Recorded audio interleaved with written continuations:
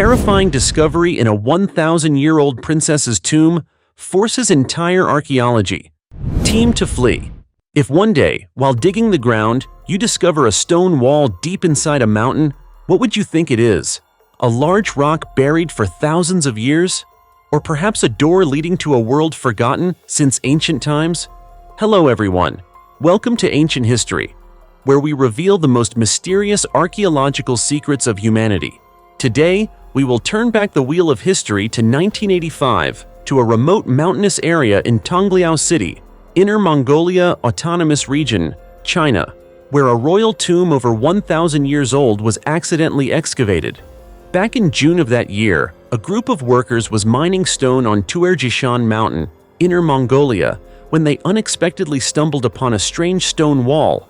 At first, they thought it was just an unusually large bedrock, but as they dug deeper, they discovered the stones were arranged very neatly, accompanied by intricate carvings.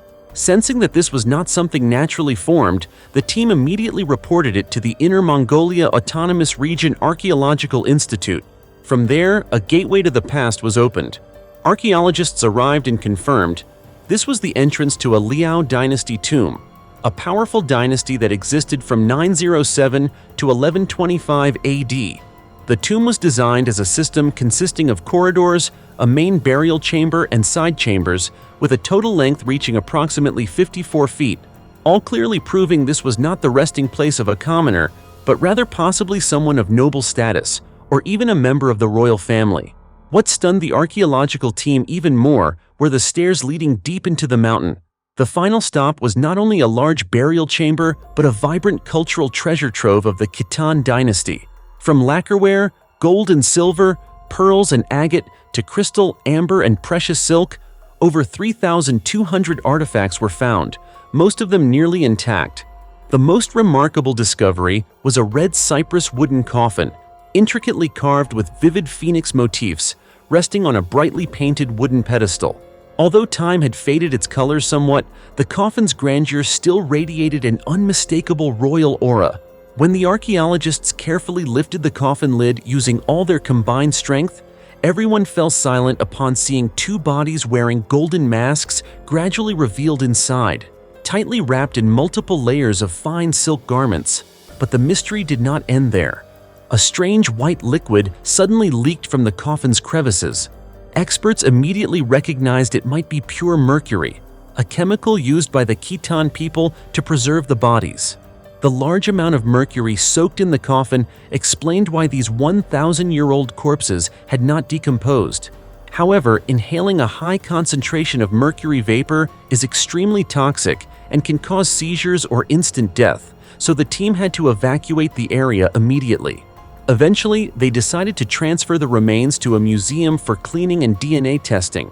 Not only was the precious carved wooden coffin and many valuable burial goods found, but archaeologists also discovered a characteristic epitaph stone typical of royal tombs. Through the epitaph, DNA test results, and historical documents such as the Liao Shi, the official history of the Liao dynasty, archaeologists identified this as the tomb of Princess Liao Chengguo of the Khitan royal family, sister of Emperor Liao Taizu. The princess died at only 18 years old and was buried alongside her husband, who was also her uncle. This was due to royal family marriage customs requiring close kin unions. Historical records do not specify the exact cause of death, only noting it was due to illness. The Liao Shi also praises Princess Chengguo as a virtuous figure, loved by the emperor and the people, and she was granted a magnificent tomb. Both the princess and her husband were buried wearing golden masks carved with the deceased's facial features. Wearing masks for the dead was a special Khitan custom. The golden masks preserved the solemn expressions of the deceased even after facial decomposition. The golden masks and burial artifacts in Princess Chengguo's tomb are the first intact relics recovered from the Liao dynasty. These discoveries have become a historical treasure, filling a gap in knowledge about a once powerful dynasty that had been forgotten. According to experts, a total of 3,227 precious burial items were excavated from Princess Chengguo's tomb. Among them was a glass cup with a gold chain. Initially, archaeologists were both puzzled and excited, as they did not expect a modern glass cup to appear in a 1,000-year-old tomb. Some even suspected it was a relic left behind by grave robbers. However, after thorough inspection, the tomb showed no signs of robbery. It turned out the cup was made from crystal. The crystal cup in the Liao princess's tomb is considered a version of the crystal goblet from the Warring States period, excavated in 1990. This crystal cup was exquisitely crafted with 2 small holes on its rim for attaching the gold chain. What amazed experts even more was that this treasure remained nearly intact after almost 1,000 years underground. Crafting objects from crystal is not easy, yet this cup was made with dimensions similar to modern-day cups, demonstrating that the technology to produce and craft crystal items in the Liao dynasty had reached a high level, showcasing the intelligence and creativity of people of that era. Although experts have yet to discover how this crystal cup was made, its discovery alongside other precious relics in Princess Chen Guo's tomb holds significant archaeological value and importance for studying Liao dynasty history. Because of this, the Liao crystal cup was recognized as a national treasure immediately after excavation and is now preserved and exhibited at the Inner Mongolia Museum in China. Upon seeing this treasure in the museum, many people might think time travel is real. As you can see, with over 3,227 precious items and astonishing discoveries about mummy preservation, Princess Chen Guo's tomb is not only an archaeological miracle, but also a bridge connecting us with a once-forgotten dynasty. But is she the only princess ever buried with a golden mask and crystal artifacts? Certainly not. Throughout history, China had many princesses elevated during various dynasties, so it's understandable that archaeologists have uncovered numerous similar tombs. If you're curious about other tombs excavated by archaeologists, stay tuned and watch the next part of this video. The tomb of Qin Shi Huang's most beloved princess, unveiling a tragic and chilling fate. Deep beneath the earth in a quiet countryside area of Shangjiao Village, Shandong Province, Chinese archaeologists made a discovery that shook the world of history. They unearthed the remains of a tomb over 2,000 years old, revealing a horrifying truth about a princess once cherished by Qin Shi Huang, the first emperor to unify China and founder of the Qin dynasty. Known as a ruthless tyrant, Qin Shi Huang was said to have deeply adored one of his daughters, Ying. Though historical records mention little about her, the findings in this ancient tomb paint a vivid and tragic portrait of a royal figure who lived in glory but died in cold blood. The tomb was discovered among a cluster of 7 burial pits, a find that stunned experts not only due to the number, but also because of the eerie similarity in how the bodies were arranged. Even more chilling, as each pit was excavated, the remnants inside turned the air colder than the depths of the earth itself. Bones severed, skulls shattered, and clear evidence of brutal execution methods. The scene resembled an ancient execution ground hidden for millennia. The key to identifying one of the bodies was a jade seal inscribed with the characters Yangxi, found in a tomb more elaborately constructed than the others. Yangxi was the title of Ying, the princess whom Qin Shi Huang granted the rare privilege of living outside the palace with her own mansion and hundreds of maids and guards. Combined with the tomb's distinct features, this seal convinced archaeologists they had uncovered the resting place of the beloved daughter of ancient China's greatest emperor. Yet, what haunts is not the tomb's grandeur or its artifacts, but the condition of the remains. Ying Yangman's bones were shattered, with visible marks of blade cuts etched into them. Clearly, she did not die of illness or old age, but was executed in one of the most barbaric methods of the feudal era: dismemberment. Why then did a princess who once lived like a deity meet such a gruesome end? The answer lies in the years following Qin Shi Huang's death. The Qin Empire's throne passed to Hu Hai, the 18th son, who was never meant to inherit but conspired with the eunuch Zhao Gao to forge an edict and force the most capable heir, Fusu, to commit suicide. Once crowned, Hu Hai launched a merciless purge against his own siblings. According to Sima Qian's records of the Grand Historian, 12 of Qin Shi Huang's princes were beheaded in the public market of Xianyang, their blood spilling amid the horror of onlookers. The tragedy didn't end there. 10 princesses, delicate and posing no threat to Hu Hai's throne, were also executed by dismemberment, a method not only meant to kill, but to humiliate their royal status, as if to erase the Qin bloodline entirely.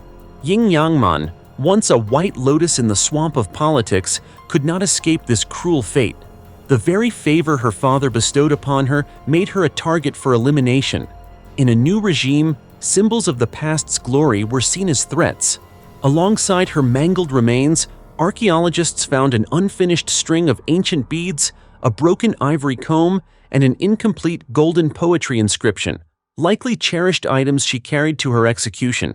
These artifacts whisper a tale of regret from a life that shone brightly but ended in darkness. The tomb of Ying Yangman is more than an archaeological find. It is a canvas of blood and tears, a testament to the brutality of palace politics. It proves that even the most beloved could not escape the merciless wheel of power.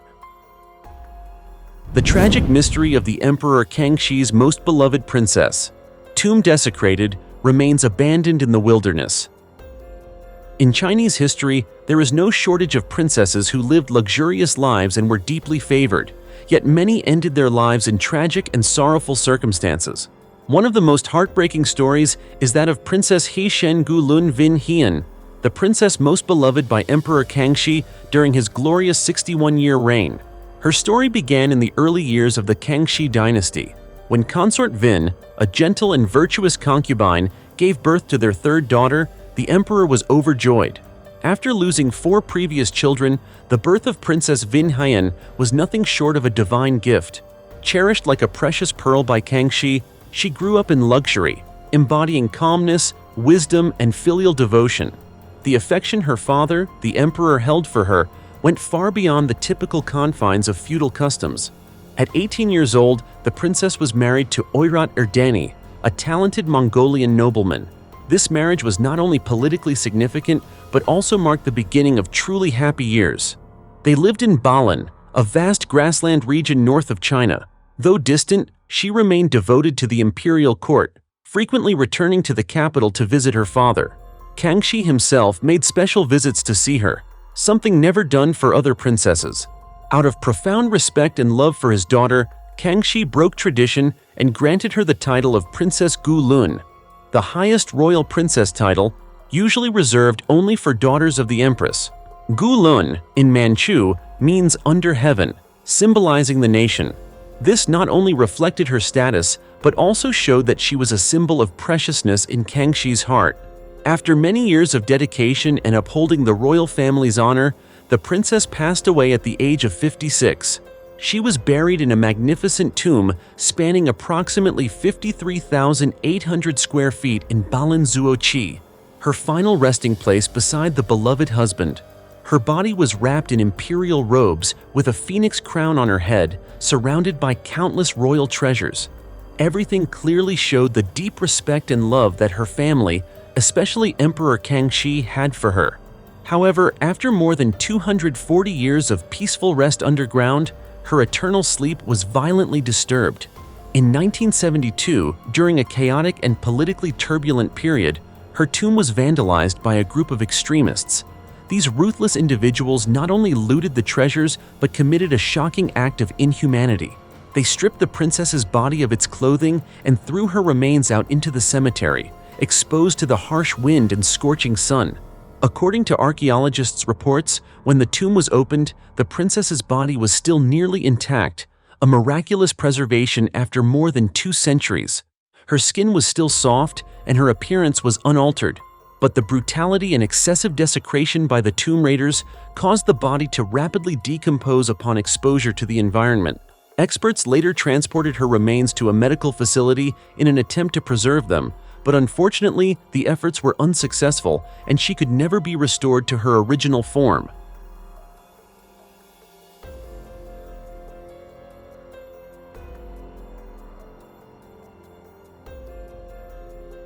The dilapidated tomb of Princess Enlac, the most beloved granddaughter of Empress Wu Zetian.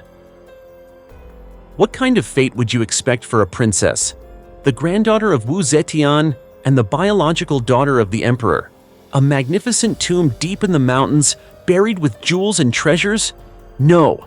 What was unearthed in 2008 at Princess Enlac's tomb was nothing more than a small, shabby burial site, even worse than that of an ordinary palace maid.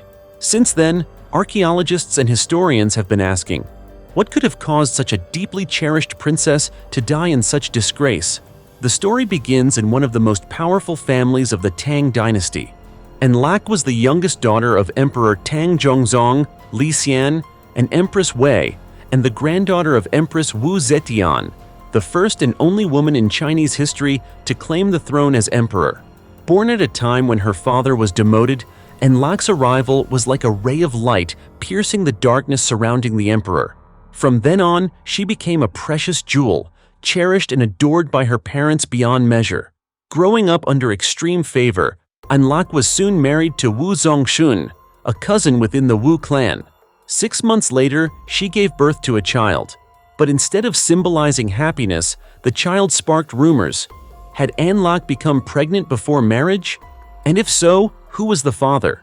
At the time, gossip spread widely about the unusually close relationship between Enlac and Wu Yantu, her husband's cousin, a young, talented, handsome man known for his singing and dancing skills. Wu Yantu frequently visited the princess's residence, and soon rumors of an illicit affair began to circulate within the royal palace. However, her husband Wu Zongxun seemed to turn a blind eye. Then, unexpectedly, he suddenly died. His death paved the way for Enlac to officially marry Wu Yantu. The wedding was so extravagant that even Princess Taiping, her famously powerful and strict aunt, attended to give her blessings and dance at the celebration. Because of his love for his daughter, Emperor Tang Zhongzong spared no expense, even relocating residents and demolishing fortifications in Chang'an to build a new residence for the princess. But there was one thing he absolutely refused to grant: the throne. And that was his fatal mistake. Since childhood, Enlac had always gotten what she wanted, except the throne. As Wu Zetian gradually ascended to power, Enlac wondered, if she could do it, why can't I? Her thirst for power grew, no longer limited by etiquette, bloodline, or morality. Refusing to be subdued, Enlac began interfering in state affairs, establishing her own residence, recommending officials, and forming factions. This was no longer a momentary arrogance, but a carefully planned scheme to usurp the throne. Eventually, she and her mother, Empress Wei, decided to act.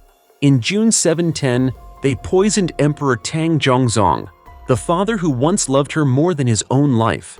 Their plan was first to enthrone the emperor's 15-year-old son, Li Chongmao, with Empress Wei as regent. Then Empress Wei, following in Wu Zetian's footsteps, would proclaim herself emperor and appoint Enlac as the Empress Dowager. But just as the two women were consolidating power and celebrating their success, news reached Crown Prince Li Longji and Princess Taiping.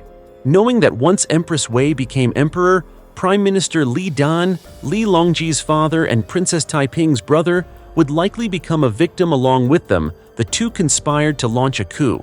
Li Longji, skilled in both courage and strategy, bribed the imperial guards. He then led his troops straight into the palace. In the end, Enlac was beheaded on the spot, her blood staining the very throne she once dreamed of. According to Tang dynasty law, the bodies of traitors were to be discarded, stripped of identity, labeled as infamous traitors, demoted to slave status without name or lineage. However, because she still shared the royal bloodline, Li Longji and others reluctantly paid some attention and commissioned a tombstone for Princess Enlac, which was discovered more than 1,000 years later. The epitaph inscribed on the stone listed the princess's grave crimes: arrogance, recklessness, and disdain for the nation.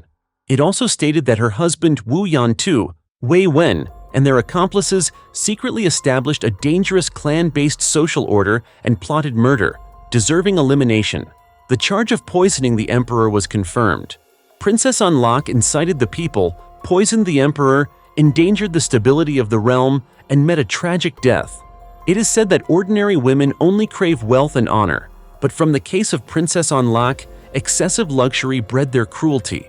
Desire can never be satisfied, and many ancient stories warn of the brutal struggles for power. The story of Princess Enlac chills the spine. Could it be that sometimes those most loved and entrusted with power become the greatest threat to the throne? Could unrestrained desire bring a princess from the pinnacle of nobility down to the depths of disgrace? More than 1,300 years have passed, But that dilapidated tomb, along with the carved accusations etched in stone, still whisper the tragic tale of a princess who refused to be just a princess, but only wanted to be emperor. Truly blameworthy, yet also truly pitiful, my friends.